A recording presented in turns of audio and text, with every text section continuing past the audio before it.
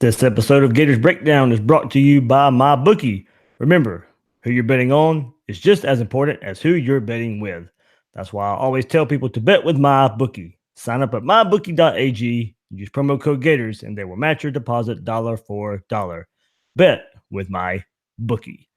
And the Gators Breakdown podcast is ready to go. I'm your host, David Waters, and you can find me on Twitter at GatorDave_SCC. And joining me tonight is co-host Will Miles. You can find his work at readreaction.com and on Twitter at Will Miles SCC. Will, feelings are a lot different from this time a week ago. Boy, it was a rough one, Dave. It was definitely a rough one. I know, you and Bill obviously got the ride down and the ride back, and I'm sure it was a different feeling on the way down than it was on the way back home. Certainly watching on TV, it was some of the same thing. I mean, obviously some of the things that cropped up from last year, or at least some of the frustrations that cropped up from last year, and obviously not the best showing to lose to a team that you've beaten 31 straight times, but that's part of why we play the games. It's part of what we want to see as progress throughout the year, and I think there's plenty of places to make progress, and a lot of what we'll talk about is areas that we hope to see improvement as well. Absolutely. And before Will and I break it down, remember you can find Gators Breakdown on news4jax.com/Gators Breakdown. There you'll find all the Gators Breakdown episodes as well as articles from the News for Jack sports team. That's news4jax.com/Gators Breakdown. Also, find Gators Breakdown on iTunes, Google Play, and YouTube if you want the video version, or if you're joining us live, like some of you are now. Hey, look, using those services, please share, rate, review the show. Let Gator Nation know what they're getting with Gators Breakdown. And on social media, follow Gators Breakdown on Twitter and Facebook at Gators Breakdown. So, Will, I did the show yesterday. Kind of the Sunday recap, and first and foremost, the first thought after leaving the stadium, kind of just getting thoughts together after the game itself is maybe the team and the program are a little bit further behind than we really wanted to believe after the coaching change. Yeah, I mean that's certainly what it looked like, but I mean, I think it's important to keep all of this stuff into perspective. The idea that Florida is probably nowhere near as good as they showed against Charleston Southern, part of because how good Charleston Southern is, and it made us look and say, hey, there's not much more that they can do for that particular outing. Clearly, there's a lot more they can do compared to this outing for Kentucky, but I don't know that they're this bad either. I mean, I think this was something where, especially in the first half, the team looked decent. The offense was moving the ball. It was really slow again. It was sort of like what we had experienced in the spring game, where it's just slow and the pace is slow, and it's sort of plodding and methodical and things like that. Not the up tempo pace that we saw against Charleston Southern, but the offense did move the ball and move the ball pretty effectively in the first half. Franks played very, very well in the first half, and then came the second half where the wheels sort of came off, but on both sides of the ball, and this is what's going to happen with teams that have struggled in the past, is that you're going to see some inconsistency. So are they as bad as they showed against Kentucky? I certainly hope not. Are they as good as they showed against Charleston Southern? I think that's probably, I think we could probably say at this point that they're not. And so hopefully the truth is somewhere in the middle, and that they'll be able to rebound against teams like Colorado State and Kentucky and Mississippi State and make games of those. Yeah, well, and I wasn't sure I would see this, out there in Gator Nation on Twitter, especially, or where we're very active in what we do, and I wasn't sure how it would be received, and some other people had this thought as well. It's an even further indictment on Jim McElwain than it maybe is on Dan Mullen, and that's not to excuse the performance against Kentucky and what happened inside the 60 minutes of that game being played. But you, me, and Bill, not to go back and look at it so much, but the recruiting and how it has fallen off. And I didn't want. I mean, look, I know it has fallen off. We knew that. I didn't want to believe it could get to the point that it got to Saturday night. Yeah, well, I don't think anybody wanted it to get to that point. I mean, anytime you're losing at home, it's a problem. Anytime you're losing at home to a team that's probably picked to be middle of the pack in the SEC East at best, that's also a problem. Anytime you can't I picked the dead last of the East. Well, clearly people shouldn't gamble with my advice or your advice. That is absolutely true. But I mean, yes, it's a problem. I mean, the problem, and it's not what we should have expected, based on I mean, based on the talent profiles, Florida's the better team. I think everybody on the Florida side, certainly, even on the Kentucky side. I mean, Kevin, who you had in last week, wasn't really willing to pick Kentucky this time, and I think for good reason. But at the same time, there were things that we probably could have seen from last year. Certainly, the pass defense last year was not very good. I'm not sure we saw the run defense quite falling apart the way it did the other night. Does some of it have to do with McElwain? Sure, but McElwain's gone now, and so the question is, does it get better throughout the year? I'm not going to sit here and say that Mullen did a terrible job because I don't know. I don't know what his starting point was, or I kind of do. I mean, we kind of know what his starting point was last year. So, did he do a good job? Did he do a bad job? I think it's kind of hard to tell. The question that I have in my mind is, where is this team going to be against South Carolina, Missouri, and Florida State? If we're still seeing this kind of stuff in where linebackers are jumping out of their lanes, and you've got an offensive line that's really struggling and can't get any push in the run game, and those sorts of things in November, I'd be a lot more concerned than I am in September. I mean, again, you look at Georgia a couple of years ago when Kirby took over, took a step back. You look at a lot of different teams when the new head coach takes over, they'll take a step back in year one. Now, we've been talking about recruiting being one of the ways you take that step forward in year two, but obviously also getting your guys in your system, getting them comfortable with your expectations. Mullen certainly talked about that during his press conference today in terms of how people practice. So I think there's going to be plenty of blame to go around. I don't think it helps to sit here and blame anyone specifically. I think you got to identify the problems, and you got to take those problems and try to figure out how you're going to solve it. Now, in November, if you're still talking about problems that need solutions, that's a problem because, Jim McElwain hasn't been here for a certain amount of time, and by the time November comes around, he will have been gone for an entire year. And at that point, it's Mullen's mess that he has to clean up. And I think we're all pretty confident that he's going to be able to do that on the field. My criticisms of Mullen have never been on the field. In fact, I think he's a really, really good on-field coach. I think there were a few things that I would have liked to have seen differently on Saturday, but you're going to say that with any coach, especially when he's dealing with all of the, when you're plugging holes in every, when you got multiple holes in the dam and you're plugging each of those holes, like sometimes you miss things. And so, if you talk about timeout usage or you talk about, some of the different play calling and things like that, some of that's understandable based upon what he was dealing with there. Because it was I'm not sure that scheme was going to help, put it that way. Yeah. Yeah, and also, I think if we just blindly throw out this is more Jim McElwain's fault, then it sounds like an excuse for the year, and this year shouldn't be played because we can just blame everything on that situation. And I don't want to look at this year that way. In this eye, if something bad happens, I just don't want to sit here after every game and come on this show and be like, well, this is Jim McElwain's fault. So, I think there will be things that we can look at and point to that, hey, look, I think that is the majority of it. But, there are some things they can figure out. They're going to be in some dogfights this year where what happens on game day is going to matter in some coaching decisions, kind of just like you said there. Yeah, well, and we talked about it after Charleston Southern that it would be interesting to see how the team responded when they hit some adversity. And they hit some adversity the other night, and they didn't respond very well. Yeah, and so even how they handle getting praise for a week like they did last week. Well, sure. And so, I would say that applies to the players, but that also applies to the coaches. I mean, if you look at the scheme and the adjustments that were made, I mean, anytime you're torched the way they were on defense and you struggle the way they did on offense, I mean, it was a miracle that they were within one score at the end of this game. I mean, Kentucky had those turnovers down the red zone after having two pretty long drives. I mean, the game could have very easily been out of hand. And so I think there's plenty of blame to go around. I think some of it probably lands on McElwain and Nussmeier. I think some of it lands on Franks. I think some of it lands on the defense. I think some of it lands on Grantham. And I think some of it lands on Mullen. Again, I'm not sure that it matters where the blame lies so long as they're getting better. And the team can go 2-10 this year as long as they're getting better. Now, I don't think anybody wants to see that, and certainly I hope we don't. I don't think we will.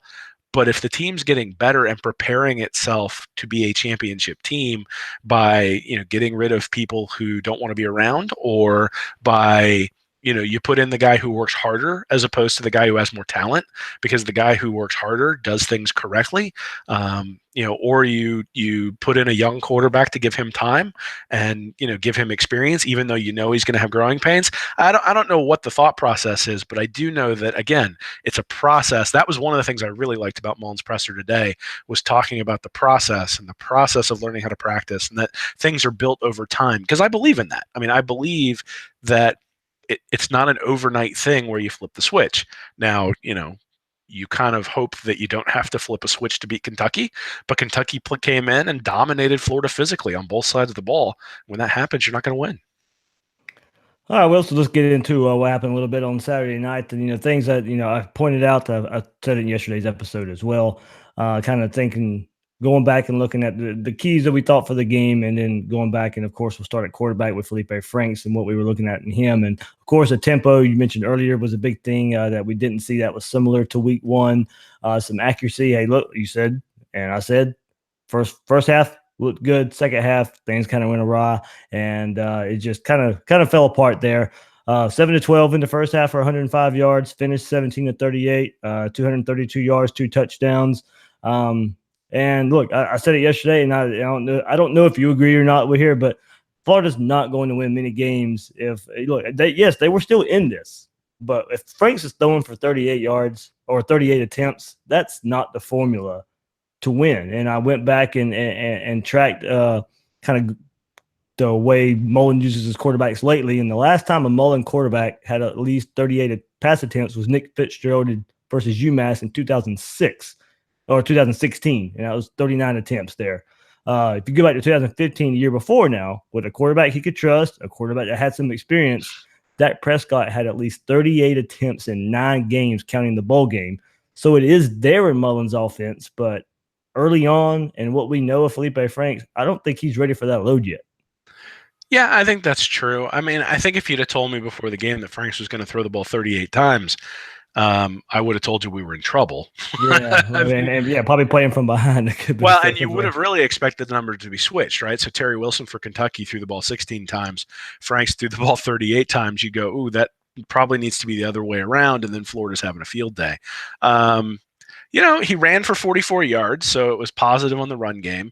I calculate yards above replacement as the metric I like using. It's, he was minus 0.8 for the game. He was positive 0.56 in the first half, and then minus 1.66. But again, you can't expect him to carry the team. And, 38 passes is just too much. But he's still 2 touchdowns and 1 interception, average 6.1 yards per throw. Certainly has a few that he'd like to have back. The interception was pretty bad. The ball that sort of got tipped before it got to Tony, where he had Swain wide open, the 2-point conversion, though that wasn't his primary read on the 2-point conversion, but Malik Davis coming open for the 2-point conversion, all that sort of stuff. But, all in all, I think Franks was better against Kentucky than he was last year. Now, is that fantastic? No, it's not. Right. But he was better against Kentucky than he was all last year. And the other guys on the team didn't pull their weight, whereas last year I think some of the other guys pulled their weight, and then Franks was sort of what was weighing them down. I don't think that's the case this time. I think he was a little bit below average, maybe more than a little bit below average, but, not terrible. And, he's not capable of carrying the team at this point. Yeah, you and I were talking before we came on here. We're not totally sure of the RPO situations and how much they're checking out of designed runs for the running backs, and how much he's calling his own number, or how much the coaches are calling his number when they look to the sideline when they have time and go to change to play from there. But there was a lot of times when Kentucky dropped the pressure and forced Franks to beat them while providing really good coverage there. And sometimes I could think even Kentucky might have baited him or the coaching staff into giving a certain look, and then knowing they would probably switch to some type of pass, and then, like I said, drop that coverage and make Franks beat that coverage. But there was a point where Franks was 10 of 16 passing, and then 12 of 28 later in the game. So only 2 completions out of the next 12 attempts, a 2 for 12 stretch. That's tough to overcome in a close game. And so, for the most part, I thought Franks did okay given how many times he was asked to throw and the offensive line issues and the lack of running the ball from the running backs.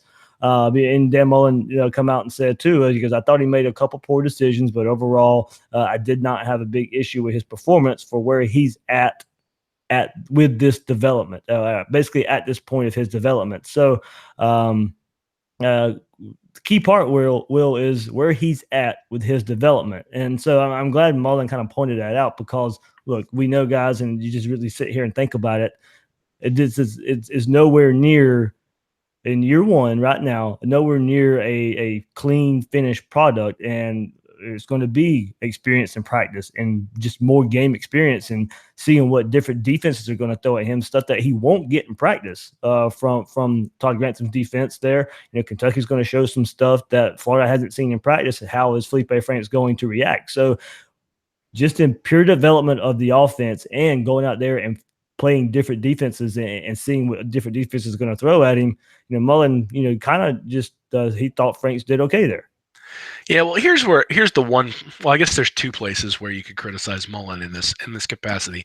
So in the first quarter, they ran the ball 12 times, they passed it 7. Mm-hmm. In the second quarter, they ran the ball 5 times, they passed it 5. In the third quarter, when they weren't behind, I mean, they were behind to start because Kentucky came out with the opening drive, scored a touchdown, but they ran the ball 4 times and they passed the ball 13. So 77% of the time they passed the ball. And so yes, it's appropriate to say for a quarterback at this stage in his development, he played okay. But the problem is you called plays like you had Dak Prescott back there.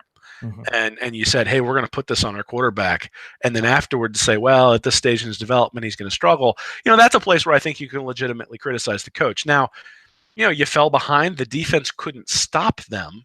Yeah. And so, is there – That also could have been another opportunity to run the ball, keep that offense off the field. Well, but again, did they have the capability of doing that either? And I think that's one of the question.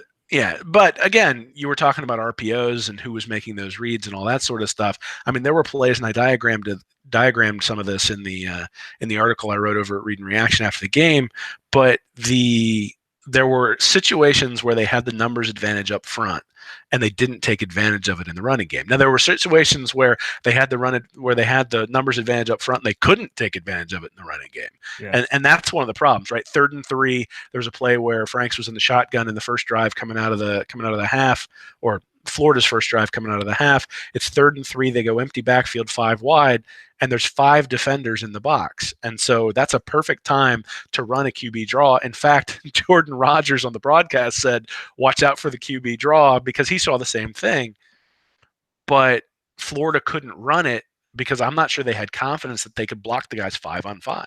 And if you can't block 1-on-1 when you have that advantage in there and use the fact that running with your quarterback as an extra blocker, it's going to be a really long year in Mullen's scheme, because that's really kind of required.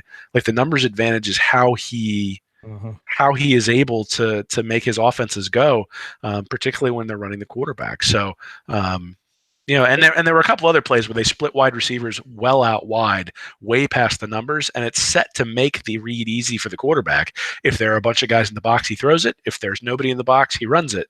And we didn't see any direct runs from Franks in those situations either. So I think there was some of the play calling was confusing to me, but certainly I'm not a coach, and so I don't know what was called, and I don't know who's at fault. Yeah. But I think if you're gonna criticize anywhere, it's the increased reliance on throwing the ball that happened before Florida was significantly behind in the game. And in fact, in the fourth quarter, when they got back to running the ball on that 99-yard drive, just a little bit of balance, all of a sudden they were back to being able to move the ball again. And I do wonder if they had sprinkled in some runs in that third quarter, whether they would have been able to move the ball. Yeah, yeah. I mean, I don't want to make it sound like I thought it would went out there and ran over Kentucky. I mean, look, it didn't happen. It wasn't happening. But P. Ryan has done, when he's been out there, he's shined. He looks like he's in the running back that can help this offensive line. We know Davis's history, and he doesn't look full 100%, but he looks better than what Jordan Scarlett has shown so far with this same offensive line. I was upset we didn't get to see Damian Pierce with some of the things we got to see from him in the first game. But who's to know, as you said, and I was going through that in my head as well. I don't know if they trust that offensive line to sit there and open run lanes and get it. Another thing is, we haven't seen, no matter who's the running back, we haven't seen the long runs yet too much, because this offensive line is really having trouble getting to that second level and holding their blocks against, either opposing linebackers or even going further down the field. So, another thing, and the name's going to make you happy, Kadarius Toney definitely needs more touches. Yeah, I mean there were a couple of plays where he certainly juked some people in the backfield and was able to get a couple of first downs. But he's coming off of a suspension. So how much does Mullen trust a guy coming off a suspension to give him a bunch of plays in the game plan? I think it's legitimate to say, you can't go into that game thinking. I mean, I don't know when they knew he was going to be eligible. Yeah. I don't know how well he's grasped the offense. So again, I don't know what you can say there. The one thing I thought that strategically was interesting was in the first half they very clearly had targeted some running backs on linebackers as well as the tight ends. So the pass to Morrill Stevens for the touchdown was wide open, but it was because it was a misread by the linebacker. But even if the linebacker had read it right, you got a tight end on a linebacker. And then the throw down the middle to Scarlett that went for, I don't know, 25 yards, something like that, was also one of those where he was on a linebacker and, they were able to sort of isolate, do some of the same things that people did to Florida last year with their running game. And to be honest, I'd never seen Scarlett catch the ball. So it was sort of interesting to see that happening out of the backfield.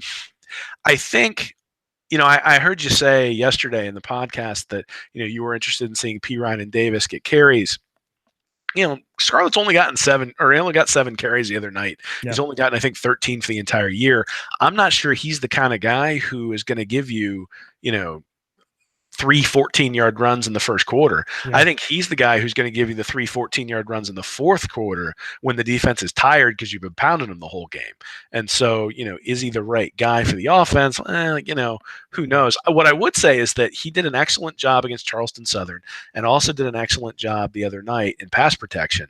He picked up some blitzes that he was supposed to pick up, and that's something I've criticized him for in the past, but he did a very good job with that. And so I don't know. The reason why we're not seeing somebody like true freshman Pierce. The pass blocking could be a part of why he's not on the field. Sure. So Mullen has certainly talked about being a running back is more than just running the ball. And if you can trust the guy in pass protection and he can keep Franks upright, well, that's an important part of playing the position. And so without knowing exactly how these other guys are doing in pass protection, it's hard to say who should or shouldn't be in there because last year none of them did a good job in pass protection. Yeah. So again, I think it's more than just that. I think, obviously you mentioned the other day that Franks being the leading rusher 2 games in, probably not the best thing in the world. Yeah, leading rusher with 78 net yards. That's not good. Even I know it's a small sample size, and I know it's only 2 games, but he's not Prescott. He's not Tebow. He should not be leading the team in rushing yards right now. No, it's a problem. And one of the things that sort of surprised me is that Mullen has a reputation for being pretty stubborn. And sometimes it's annoying, but sometimes it's an excellent characteristic because you keep doing things that are right. Yeah. I was a little bit surprised that they went away from the run just in that respect. Yeah. Where it's like, all right, if you want to be more physical up front, let's lose trying to be physical. Let's not try to be a finesse team to win the game. And that's maybe the one thing that doesn't jive with the talk about, it being a process and having to build and all that. And, not caring whether not caring, but that today wouldn't be any different if they'd won on a Hail Mary or a last second drive than it would be losing the game, except for, maybe you're smiling because you won the game, but it really doesn't impact what you need to improve on. The one thing I would say is that they clearly were trying to win the game because they shifted philosophy from the first quarter. They came out in the first quarter with a specific philosophy and moved the ball. And then they shifted away from that in the second quarter and particularly in the third, and the ball stopped moving and Florida struggled. Yeah, well, so, going to and where Florida really, really, really got beat, we can talk about quarterback and running back, but of course, in the trenches is where the offensive line has yet to assert themselves. And, it's kind of here we go again from what we've seen in seasons past and years past. And, they're still got a same starting 5 that we've seen throughout camp, and maybe, Hagee can start getting some more playing time. I don't think they'll shuffle the pieces all that much. I kind of think here's the scary thing, Will, and I'll ask you the question just point blank. Are they what they are? Yeah, I mean, we talked about that after the Charleston Southern game too, is that they're going to make mistakes. They're going to get physically beat, and really eliminating the mental mistakes and the penalties are the things that I think Mullen can do short term in the next game or two. So if they go to Tennessee and don't get a bunch of false starts and don't put the offense in bad down and distance situations, then that's a positive thing for the offensive line. And then you're looking for them to pick up some of the protections. There was some, Kubelik during the broadcast was talking about slide protections where, the guard has to be able to has to be able to help off of his left, but then also be ready to slide back to his right if there's a blitzer coming through. And there were a couple of plays where they just didn't pick anybody up, and Franks got absolutely blasted. And then you're sitting there going, okay, well, no wonder he's sort of jumpy when he's throwing the ball, because if he drops back and sits in the pocket, he might get drilled. So, um, yeah, I mean, I think the reality is that these guys all have a lot of experience, but that experience has been relatively pedestrian performance. And they put another pedestrian performance out there against Kentucky, and that's just not going to be good enough against the teeth of an SEC schedule. Yeah, and I do think part of it could still be there's still some guessing going on. They're not totally sure, 100% what they're doing in this new system, but that can't be the main cause of the basic issue of we're seeing in the physicality. It's still clearly there, and I'm sure that's played into the play calling, like we mentioned a while ago, of how much they're going to run the ball, how much they're going to run the ball with these running backs. Do they does Mullen trust the play calling just because of this offense, or not trust the play calling for the offensive line to get something going, and relying on the pass more than the run? As you said, there's times when numbers, and it goes against Mullen's philosophy of the numbers game, and it just seems like there's not much confidence in this offensive line for the staff for the offensive line to actually push or open running lanes. And it's just, you don't see it too many times where you can just flip a switch and physicality starts getting there. So I'm hoping there's more, as long as they get more familiar with the offensive line, and they keep, week after week, I get a playbook, watching film. I mean, there are things, that have been pointed out to where they get in position at times, but for whatever reason, don't hold the block long enough, or continue to get out of position once they're in position at some point. So I think there are some things to show that can get it better. I just don't know if we ever will see that next step. Yeah, I mean, I think it's important to distinguish between effort and execution. Yeah. So I think as long as they're giving maximum effort, you applaud them and say, hey, if you're limited in terms of your ability to execute, that it is what it is, and you represent the university, and I love the university, and I'm going to keep supporting you.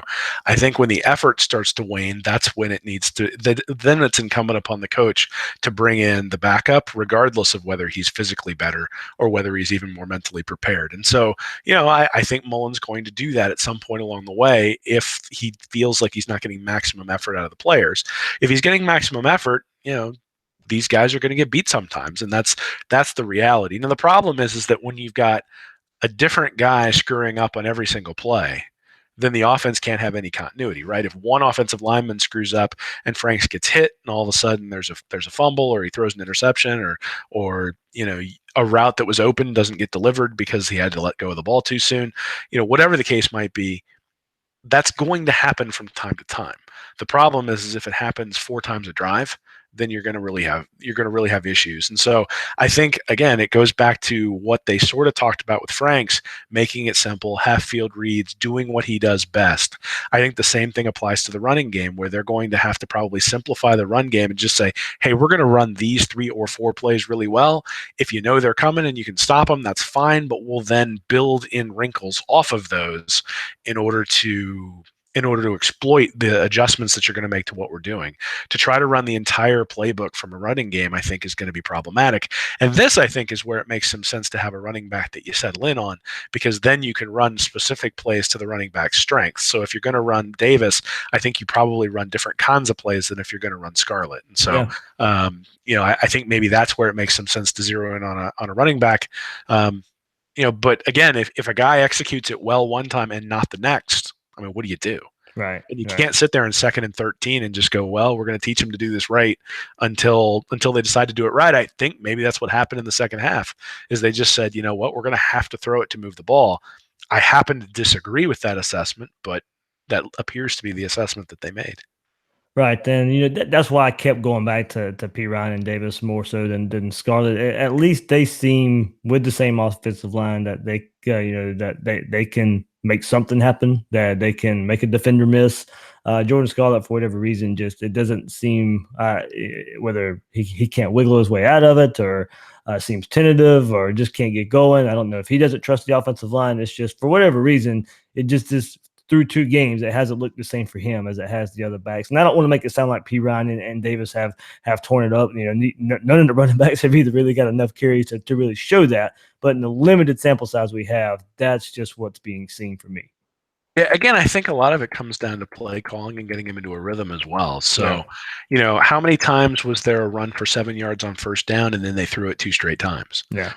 Even if the numbers even if the numbers aren't in your advantage, sometimes there's a benefit to just saying, "Hey, we're going to get this 3 yards," and give them a shot on second down to get the 3 yards. If it ends up 3rd and 2, you're throwing the ball anyway, and you were sort of in that situation if you threw an incomplete pass. So, they didn't really double up on runs very often. There was one run, we got a couple of yards here, and now we're not going to do it again. Now, certainly, there was a play in particular I'm remembering where Scarlett was able to Kentucky got some initial penetration, and Scarlett was able to take it around the corner and got 7 or 8 yards in the play. And again, they didn't come back to him. And so I think maybe that's something that we should look for against Colorado State, in particular because the defense is going to need to be kept off the field, and so they're going to have to get more from the running game. And whether they can do it or not, I think they have to try to get more out of the running game.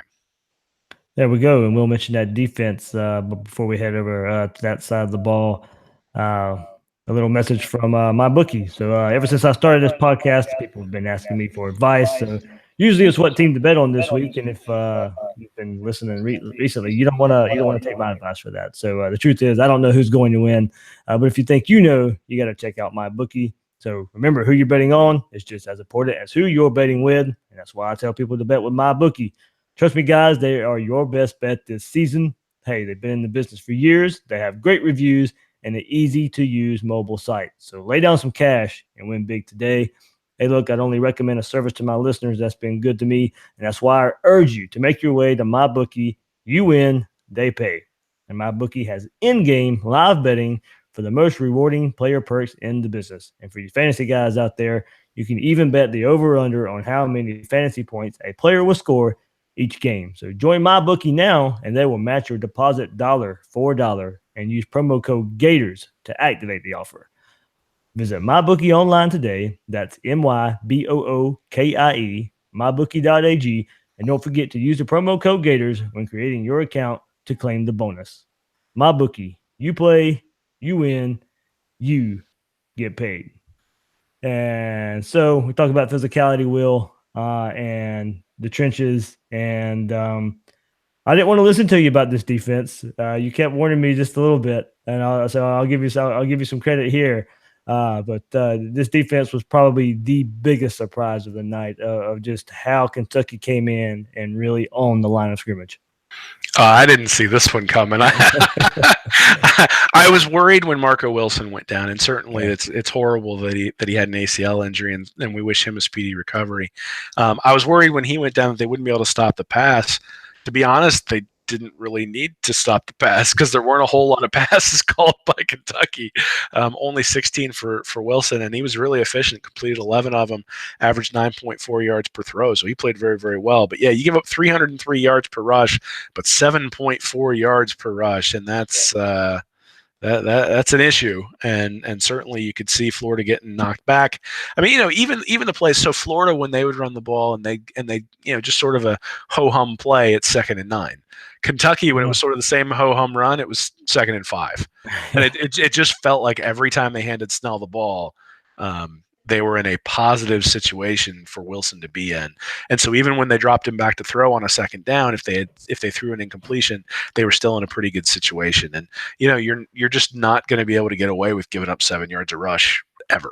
If you give up 7 yards a rush, you're going to lose almost every time. Yeah, and like we know, the Gators had 360 total yards, and Kentucky had 303 rushing yards. So, that just lets you know this how kind of if you want to compare the offenses there. And Mullen mentioned it, and I was wondering, how I had to go back and look and do my own charting here. But Mullen mentioned in the press conference that the coaching staff had charted 20 missed tackles for 168 yards.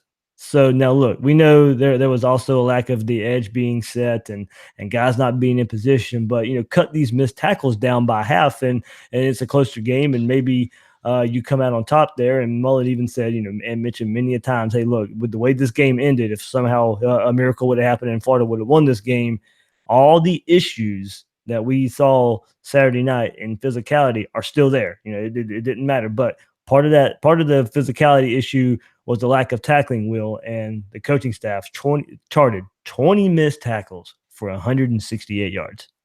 Yeah, so the lack of tackling is a little bit worrisome, I suppose. I don't know that it was the difference in the game. So if you Yeah. look, Florida gave up 14 plays of 10 plus yards, and that sounds terrible, but Kentucky gave up 14 plays of 10 plus yards.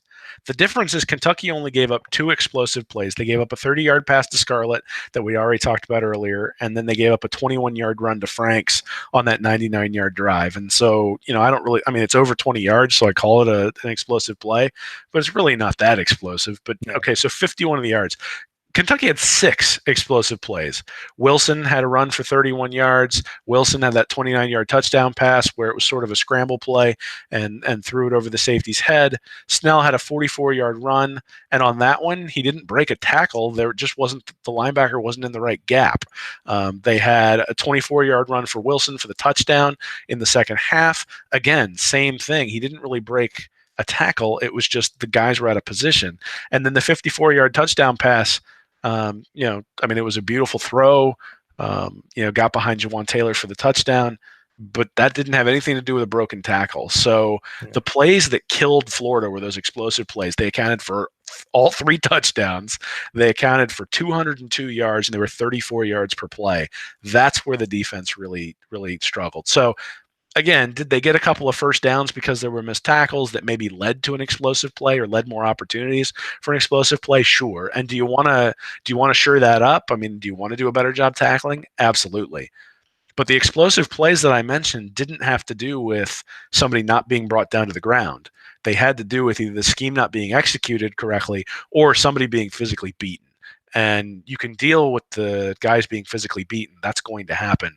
Guys not being in the right position, guys over pursuing, those sorts of things. I think that's really where that's where my concern would be with the defense, is just giving up those explosive plays. And, considering the Wilson injury, considering how the defensive backs played last year, if they're not getting more up front in terms of pressure, in terms of movement into the backfield, it's going to be a real problem throughout the year. Because if they have trouble stopping the run, I don't know if they have enough on the back end to be able to stop the pass on a consistent basis. Yeah, you mentioned, and you also mentioned coming into this year. We went back and looked at the LSU Texas A&M game last year's of chunk plays. And you kind of mentioned your thoughts onto explosive plays, and chunk plays kind of are in that same realm, but as what the official stats want to define them as. Kentucky passing chunk plays, so that's gain of 15 plus yards. They have 4 of those for 29, 18, 16, 54-yard plays here. And in the rushing, gains of 10 plus yards. And look, they're gaining first downs every time on these plays. They had 9 rushing chunk plays, and the totals for them 14, 31, 14, 44, 19, 13, 12, 24, 20. I mean, they were just gashing Florida, and even when it looked like the defense could have had something, it was either a missed tackle or a Kentucky running back or quarterback would run in the middle, but the edge wasn't being set. They could escape around the edge, and they would end up being big plays when it was all said and done. So you mentioned the explosive. There's also the chunk plays that it was those type of plays there where this Florida defense just could not get off the field. Yeah, I mean, and I'm not excusing the missed tackles. I'm not excusing them at all. And certainly there were a bunch of gash plays. And I guess explosive plays, it depends on what you qualify as explosive. Yeah. I qualified greater than 20 yards as an explosive play. And so, an 18-yard pass, a 19-yard run, all of a sudden, are those explosive, or are they just, mm-hmm. And some of those probably have broken tackles, but the plays they scored touchdowns on, and none of their touchdowns were like running it in from the 1 yard line. I mean, they were all 25 plus play yards that turned into touchdowns. Those didn't necessarily have the tackles associated or the missed tackles associated with it. The other thing is, it's interesting that the talk in the offseason has all been about Third and Grantham and the idea that he gives up these big plays, and that's something that we should expect. And I do think that's true in some respects. Is that there's a lot of one-on-one coverage.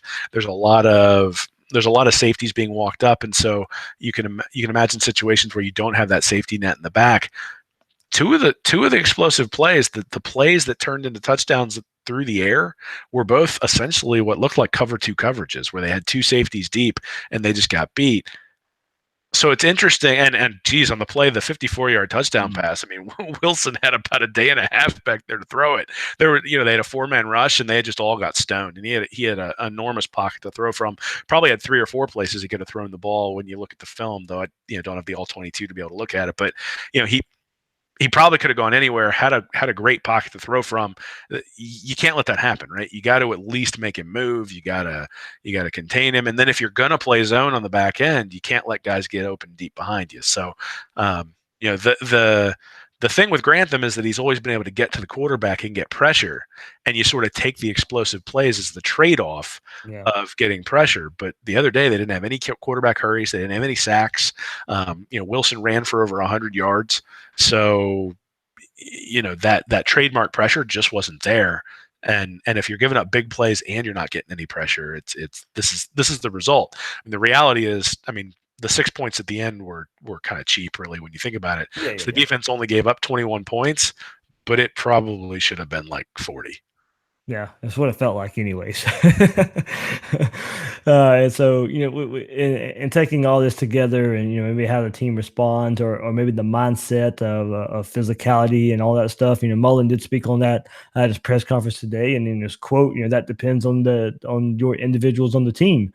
And he said about turning the mindset around. He goes, "That's an individual deal. We're going to show them these are the things you need to do. But until those things become habits, it's an individual deal. So how many times do you need to do something until it becomes your habit? And that's just something we'll see and how fast they learn it." So at the same time, as the season goes on, there's still a lot of learning going on. It's a new staff, a staff with guys they're not familiar with, so familiar with yet. And yes, we know there's other teams around the country and first year head coaches and all that. But if we go back and go to the underlying, excuse that we're given a lot with of not having a lot to work with because of strength and conditioning under Jim McElwain, recruiting under Jim McElwain.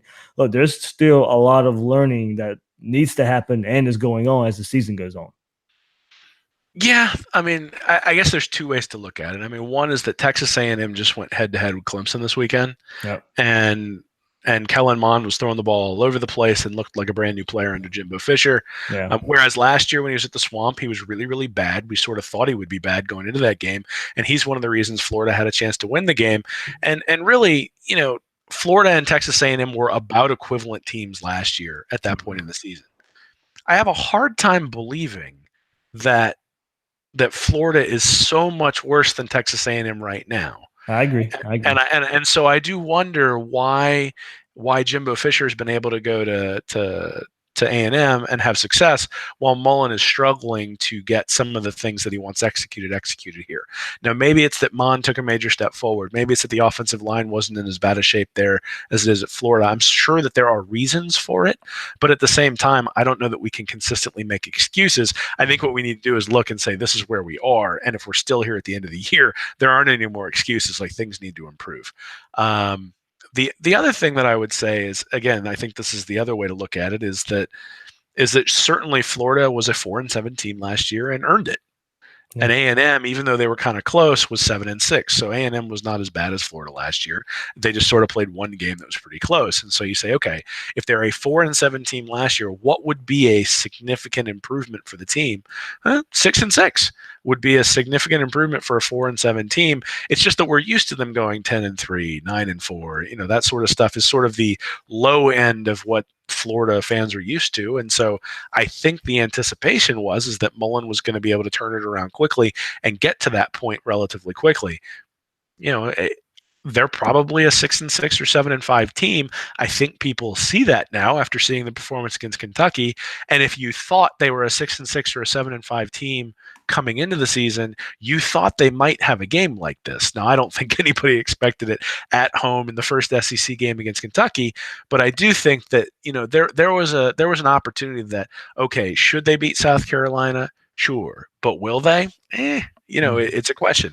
Missouri is sort of the same way. Mississippi State, they really do have more talent, but they don't have the same kind of they don't have the same track record of performance as Mississippi State. So, again, I think there's sort of two schools of thought. I mean, you can look at it and say some coaches come in and make an immediate impact. I think you can also look at it and say, this is a 4-7 team. What do we want to see moving forward? And again, a lot of the things that we're seeing are things that were similar to what we saw last year. So the question is, do those things go away as the season progresses, or do they stay? And if they stay, do they start making changes? Because again, if somebody's making the same mistake over and over and over again, and you don't replace them, then that's on the coach. If it doesn't get fixed or you don't replace them, that's on the coach. If they just make a mistake in the first couple of games and you don't have your guys ready to step in and be able to do it because they just haven't been prepared, you don't want to throw them to the wolves. Well, I mean, that can be considered a good thing for a coach to do, to give those guys time to develop. So if we see guys like Garage if the offensive line continues to struggle, and we see guys like Blythe and Banks and Garage start to get some time as they start to learn the system, and they start to play better, they start to gel, or things start to get more consistent, then I think we can praise Mullen for that. If throughout the course of the year we don't see that, then I think that's where the criticism becomes valid. Yeah, well, and you talk about the course of the year and what's going on. Some expectations definitely have changed from last week and after the performance Saturday. And look, Colorado State's coming off of a win against Arkansas, and a comeback win. So they just beat an SEC opponent, and a game that maybe seems so much of a given, maybe not as much of a given now after Florida's performance. And look, you said it earlier, and I was going to say this in this episode too. Going back to Colorado, Charleston Southern games, maybe not as good as they showed there, and they're probably not as bad as what they showed against Kentucky. But it has, I guess, opened up in people's mind that there's not going to be, besides Idaho later in the season, there's not a for sure win on the rest of the schedule. Well, I mean, it depends on what you think of Samford, I guess, as an opponent, as to whether you think there's a gimme on the schedule. But, but yes, I agree with you that each game is going to be like, I don't think there's any more games this year that I'm going to pick Florida to win by 2 touchdowns. They're going to have to show to me that they can actually score 2 touchdowns against a quality opponent before that's something that I would pick. I think, again, I think it's natural to react to what we just saw and say, oh, this is what they are. Just like it was natural the week before to react to what we saw and say, this is what they are. And I don't know that either one is true. I think they probably played very poorly for the way that, like, if you think about the absolute max that this team can play versus the absolute floor that this team can play, they were probably much closer to the floor against Kentucky than they were to the ceiling. And so the question then becomes, how consistent are they? Are they able to consistently get closer to that ceiling? And maybe that ceiling is limited, but are they able to consistently get to that ceiling, or are they gonna flip flop between hitting that ceiling and hitting the floor game after game after game? And so they hit the ceiling against Charleston Southern. Now, certainly the opponent had something to do with that. They hit the floor against Kentucky. I think we'd all kind of agree about that. The question is an in-between game from this team good enough to beat Colorado State? I think it is. Is it good enough to beat Tennessee and Mississippi State on the road? That's where it starts to become problematic. But yeah, every game is going to be a toss-up, or at least is going to be a challenge for the team. I don't know that Florida is going to be favored a whole lot in games other than the Colorado State and the Idaho ones. I mean, again, the good news is that the other teams in Florida are struggling just as much. And so, in terms of, it's not like there's a juggernaut in Tallahassee that they're looking to play at the end of the year. So there's an opportunity to get healthy there. An opportunity, I know Bill's mentioned that the team that wins that game tends to be the team that wins the recruiting battle. And that's a big step for Mullen to be able to beat Florida State in recruiting. So there's a lot of things to still be gained from the season. This is not the end of the world. I think it's one data point. We need to take it as one data point, but understand that both from a consistency standpoint and just sort of what the floor of this team is, it's a lot lower than I think people expected coming into the year. Yep, definitely. Yeah, didn't see the floor, especially on defense on that side of the ball after what I saw Saturday night. Wilson, quick hitters here. Get your thoughts on Marco Wilson, of course, going down. You mentioned that earlier. So after that, Brian Edwards, maybe Christopher McWilliams.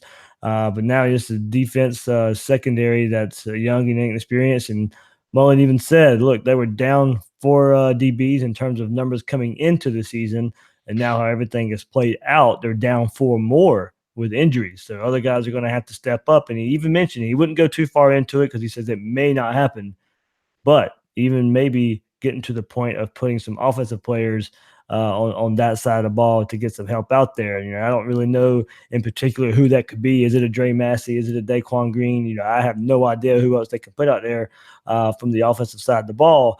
But Iverson Clement is another name maybe you can throw out there to put in that position. But it's a scary proposition right now for where they're at as far as depth goes in the secondary. Yeah, well, I mean, obviously the Marco Wilson injury, the Quincy Lenton injury, those sort of added to things. But the Justin Watkins dismissal, as well as Randy Russell's health problems that didn't allow him to play on the football team, are all certainly playing a role here. I think they're going to have to bring people over from the offense at this point. I mean, wide receiver hasn't had a lot of injuries. Those guys have at least gone out there and performed to a relatively reasonable level. And so, if you're Daquan Green or if you're or if you're Iverson Clement, are you really going to get that much time on that side of the ball? I think it would make sense if you want to play to go over to the other side, because inevitably, you need guys who can rotate in. You can't just play the same two corners the entire game and never give them a blow, and so they're going to have to do that. And I think it's probably the right thing to do. Though again, how effective they will be, given that they're switching, is an open question. But I would say that I think you'll probably see the kinds of changes they're going to make against Colorado State, because that's the kind of game where maybe you can get away with it and get away with some of the mistakes. Now, obviously, Colorado State throws the ball pretty well, so they'll get lots of practice back there if they're back there. But this is one of those where you hope that Florida puts together an early lead and is able to maybe get some of those guys in there. But again, I mean, Florida's offense has not proven to be all that explosive. Colorado State's is pretty explosive. So, do you want to risk it, or do you just want to get the W?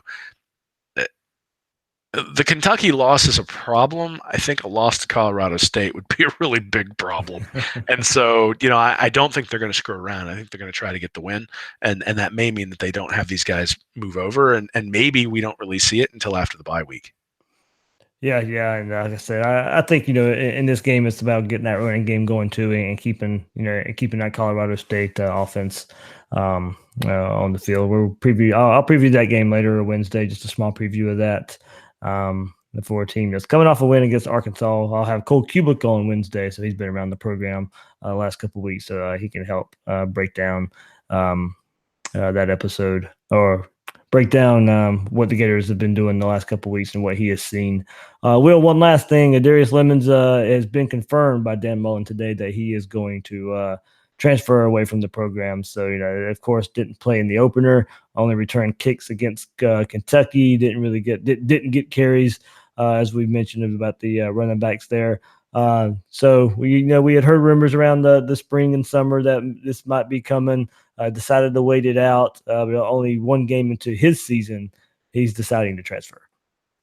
Yeah, it's interesting timing, but I think you got to do what's best for yourself in any sort of situation. And he clearly was not happy with the current administration based on the things that were left out of the statement that he put out. And clearly he wants to play more, and that's fine. I mean, that's what you want to do. You would typically hope that a player decides to do that before the season starts, but Florida will be fine. I mean, the reality is that let's wish him well, and hope that he goes someplace and plays really well, because he was a Gator, and and just make sure, or hope he doesn't end up somewhere in the SEC making us pay for it. Yeah, I'd say he probably stays in the state of Florida, but that's just a guess there. So maybe South Florida or something like that. But yeah, I don't know what happened there, but we'll definitely keep an eye on that. So, Will, you got a preview for Colorado State coming up later this week on Read and Reaction? Yeah, there will be a preview for that, and then some of that will probably be a little bit more film breakdown, talking about how I would fix some of the things that I saw, either with personnel or with scheme or something like that, in terms of what went on in the game against Kentucky and what I think Colorado State might try to do. So, we'll see. Like I said, Colorado State throws the ball all over the place. Oh, yeah. And it'll be interesting to see how, I mean, you would expect Florida to be able to win some upfront battles in that game, where maybe Kentucky came in and said, "Hey, we're going to be physical and we're going to beat you at the line of scrimmage." Colorado State probably doesn't have the guys to be able to do that. And so, is the secondary going to be able to hold up, and is the defensive line going to be able to get there? It'll be interesting to see what happens, and certainly, I'm waiting to get the taste of the Kentucky game out of my mouth. That's for sure. Yeah, I believe the stat I sent you earlier and what I saw, Carter Samuels, their quarterback, is fifth in the FBS in yards per game. So, yeah, I mean, they've played 3 games so far. They played in that week 0 opener against Hawaii, where they had to come back, and then they got blown out by Colorado, and then upset Arkansas this past week. So yeah, they're bringing some passing numbers with them for sure. So the Trey Dean out there with not a lot of experience will be getting tested, I think, early and often in this game. Yeah, well, that's why he came to Florida, right? So he could get Yep. on the field and he could play. So we're gonna get to see what he's got, and it's gonna be fun. All right, all right. Will, anything else? Yeah, I just want to thank everybody who's been supporting Read and Reaction on Twitter. John Curdo, Dale Rodriguez, RJ Gilliand, and Terry Tokash in particular have donated to my Patreon account, which I really appreciate. People who support Read and Reaction. I don't believe in paywalls. I don't want people to have to pay to get my stuff, and so anybody who can support me, that's fantastic. I don't expect it. I don't. I'm hesitant to really even plug it, but those guys specifically have supported me, and I just want to say thank you. Absolutely, absolutely. Thank you guys out there for supporting Will, reading reaction, and Gators Breakdown all together. Got a good thing going on here, so glad you guys like it and can support when and where you can. So that is Will Miles. As we said, you can find him at readandreaction.com, his site there, and you can find him on Twitter as well at Will Miles SCC. I'm the host of Gators Breakdown, David Waters, and you can find me on Twitter at GatorDave_SEC. Guys and girls out there, thanks for listening to this episode of Gators Breakdown.